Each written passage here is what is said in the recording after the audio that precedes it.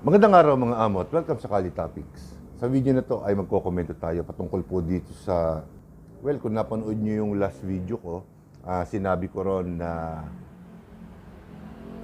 di umano ay may balita na sumulat o nag-text o nagbigay ng mensahe si Pangulong Bongbong Marcos sa mga miyembro ng Kamara na wag nang ipursige ang impeachment case laban kay BP Sara. So, kani-kanina lamang po ay kinumpirma na ng Pangulo na ginawa nga po niya yung actually text message daw yun sa lahat ng miyembro ng Kamara na wag nang suportahan, wag nang ipursige, siguro ganun yung ibig sabihin ng text ni BP Sara Duterte. So, marami ang nagtatanong kung bakit ginawa ng Pangulo ito. So, alam nyo, sa lahat ng bagay, may dalawang mukha, may dalawang katwiran kung bakit nagagawa ng isang tao ang isang desisyon.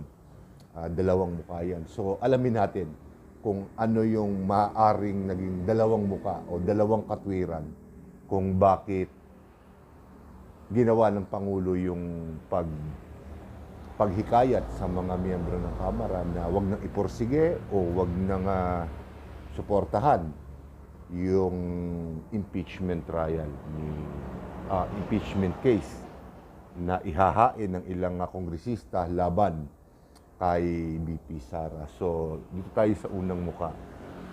So, yung unang muka, kagaya nga po ng sinabi ni Pangulong Bongbong Marcos sa kanyang mga interview sa mainstream media na aksaya lamang ito ng oras at siyempre kapag merong isang impeachment case, impeachment trial na dinidinig, ang kapulungan ng Kongreso at ng Senado ay gagawa ng pagdinig upang dinggin nga itong pagpapatalsik sa isang individual sa kaso na to ay si BP Sara. So sinabi niya, ayon sa media, ayon sa sinabi niya sa media, napanood nating lahat na aksaya lamang ito ng oras at panahon na kung saan maaaring magugol para mapag-inam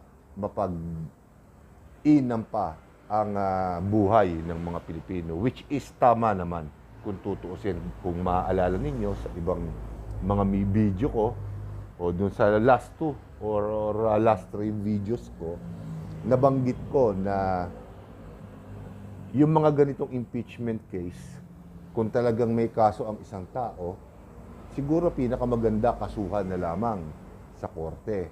So, kung dadaan pa sa impeachment trial, which is alam naman natin na batas, ay siyempre ika nga gugugol ng matagal na oras yan, matagal na panahon, na kung saan maraming batas, maraming mga proyekto ng gobyerno ang maaantala. So tayo ang magsasuffer nun. Doon sa unang muka, ganun sigurado ang katwiran. At ang isa pang katwiran nun ay siyempre nais siguro ng Pangulong Bongbong Marcos o pipilitin siguro ni Pangulong Bongbong Marcos na maisalba pa itong relasyon nilang dalawa ni BP Sara dahil siyempre alam naman natin na magkatandem sila nung kumandidato silang pareho sa isang partido para sa pagka-presidente at vice-presidente na napagwagian naman nila. So siguro sa isip ko, bagamat hindi naman sinabi o direktang sinabi ni Pangulong Bongbong Marcos, sa tingin ko, pipilitin niya pang maisalba o maayos itong gusot sa pagitan ni BP Sara at sa pagitan niya. Doon tayo sa isang mukha naman, sa sinasabi ng nakararami na kaya naging ganon ang tugon o naging ganon ang ginawa ni Pangulong Bongbong Marcos dahil una, Ayon sa balita, may mga namumuong rally diyan sa Maynila at siyempre parang in support of VP Sara, may humihiling pa na parang people power style ulit, katulad nung ginawa sa kanyang ama. Natakot. Natakot si Pangulong Bongbong Marcos dahil siyempre, alam niyo naman ng social media, kahit maliit na bagay, napapalaki nila. Siguro sinabi niyan, na pagtanto, ayon na rin siguro sa obserbasyon ko. Hindi pala, aking obserbasyon yun. Siguro sa tingin ko, ay natakot. Ayon na rin sa iba, tatakot si Pangulong Bongbong Marcos na mawala sa pwesto katulad ng kanyang ama. So, kesa magkaganon, at nakita niya siguro na parang marami ang sumusuporta kay Vice President Sara Duterte, nakiusap siya nakiusap siya sa mga kongresista na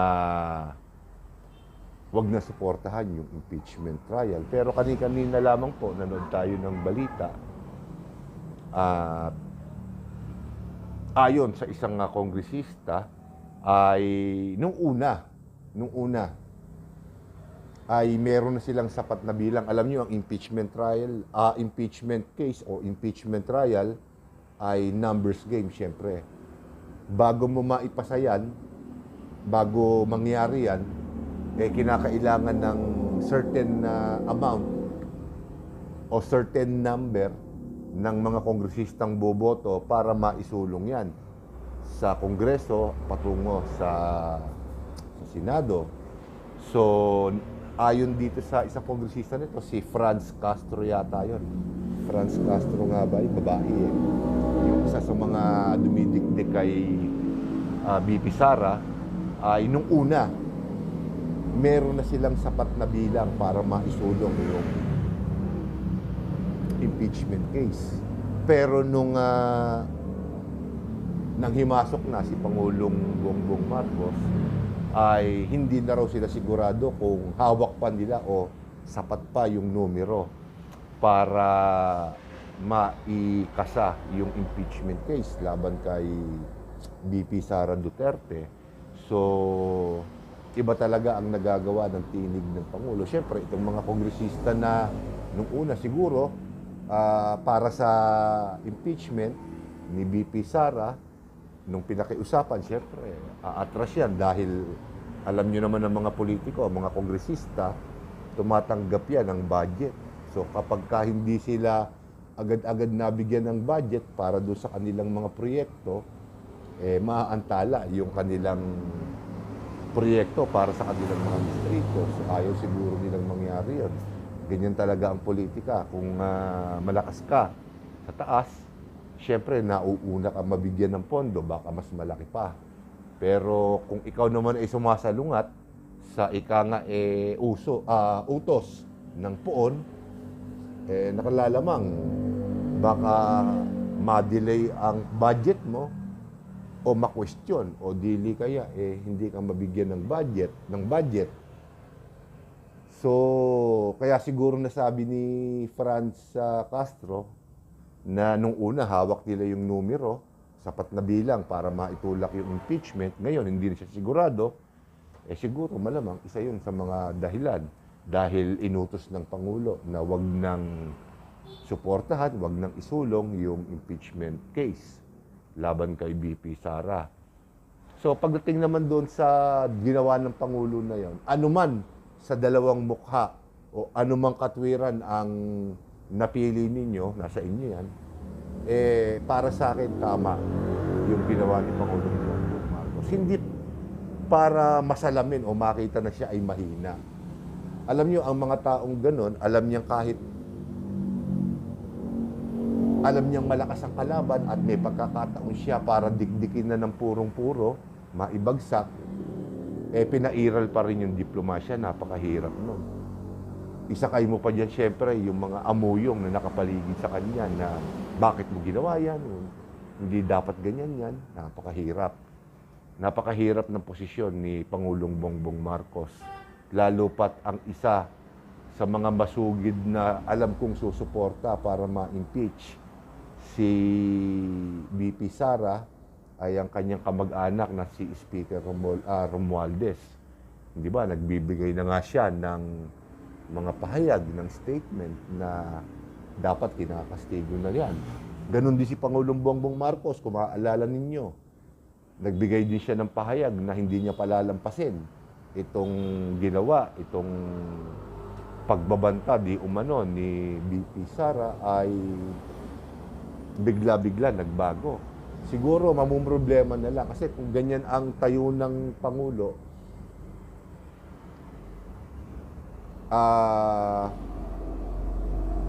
baka makalusot si VP Sara sa impeachment at hindi malayo.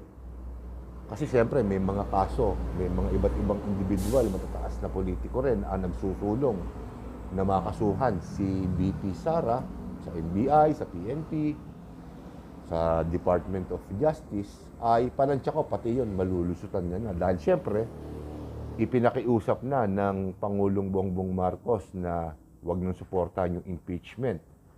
So, malamang sa alamang, pati yung mga nakapila, yung mga nakaambang kaso na maaaring kaharapin ni VP Sara ay, kumbaga, mapatawad na o mabaon sa limot. Na tingin ko tama naman. Alam nyo, kung kabisado nyo si VP Sara, wala nang ipinagkaiba ang ugali niya kay dating Pangulong Rodrigo Duterte. Pag mainit ang ulo, kung ano-ano na ang lumalabas sa bunganga. Hindi ko rin sinasabing mali si Senator Trillanes nung sabihin niya na may katok itong mga Duterte. Lahat naman tayo may katok eh. Hindi lang natin siguro napapansin at may mga pagkakataon na natitrigger yung katok natin. Kaya siyempre kung minsan parang may ganun tayo. Pero nakikita ko naman kay VP Sara na gusto naman niya magtrabaho. Gusto niya maglingkod. Ang questionin ko na lang talaga sa kanya, dapat masagot niya yung mga katanungan ng Kongreso, ng mga kongresista, para makontento na sila. Ika nga, na ano ba talaga ang nangyari doon sa confidential fund? Yan ba talaga ay nagastos ng maayos? Hanggang ngayon, hindi ko babaguhin yun. Pera ng taong bayan yan, pera natin yan.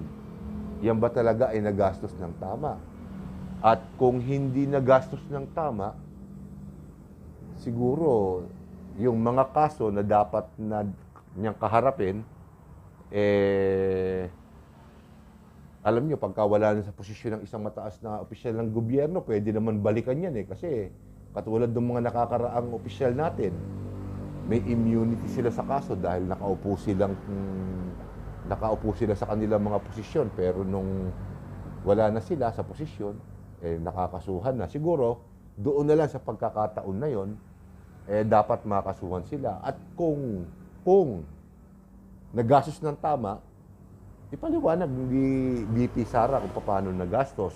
At kung winaldas naman yung pera, dapat bawiin natin yun. So, kung dinala doon sa kung saan, habulin natin yun. Pero hindi ko sinasabing huwag kasuhan si VP Sara kung mapapatunayan talagang winaldas. Dangan nga lamang at may batas tayo na ang mga matataas na opisyal ng ating kapuluan ay hindi mo maaaring makasuhan dahil siya ay nakaupo. Siguro pagkalipas na, tsaka natin siya kasuhan kung mapapatunayang wala siyang kasalanan. Pero kung meron, kasuhan natin. At dito naman sa naging galaw ni Pangulong Bongbong Marcos, hindi ko nabibigyan ng masamang kulay. Dapat lang na ganun ang ginawa ng isang pinuno. Ipinapakita niya na matibay siya, na hindi siya natatakot sa banta. Dahil kung natakot siya sa banta na yon at ika nga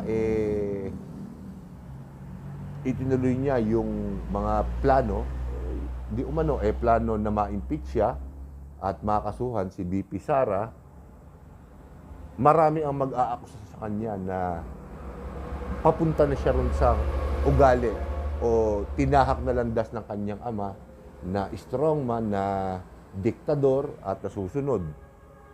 Sabik sa kapangyarihan. Alam niyo, maraming pwedeng maikulapol sa kanya pag yun ang ginawa niya. Pero ito, ang makakabangga lang niya rito, sigurado, mga kapwa din niya kongresista. Mga kapwa niya politiko, yung mga congressman. Sa Senado, wala naman ako nakikitang masugid na sumusuporta para makasuhan o ma-impeach si BP Sara. Bukod tangi lang dito sa Kongreso. So, mamroblema man si Pangulong Bongbong Marcos sa mga kongresista, pero hindi din. Dahil hawak niya ang pag-a-approve ng mga budget ng mga kongresista na yan.